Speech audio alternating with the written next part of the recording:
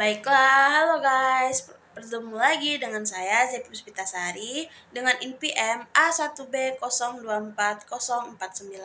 Baiklah, di sini saya akan menjelaskan tentang materi definisi kepemimpinan pendidikan.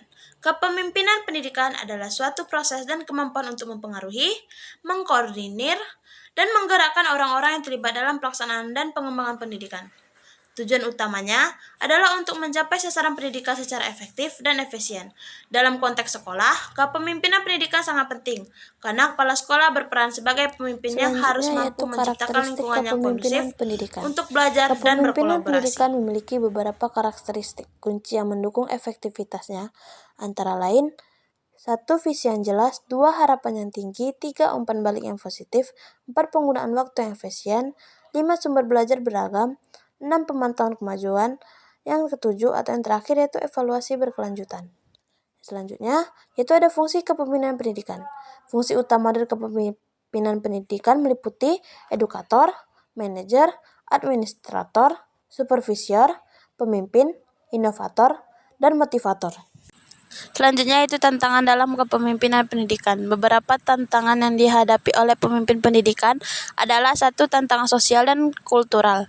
Perbedaan sosial dan budaya di kalangan siswa dapat mempengaruhi suasana belajar.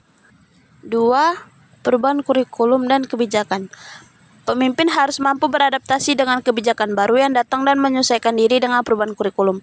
Yang ketiga atau yang terakhir yaitu keterbatasan sumber daya. Pemimpin pendidikan harus pandai mengelola anggaran, fasilitas, dan tenaga pendidik yang terbatas.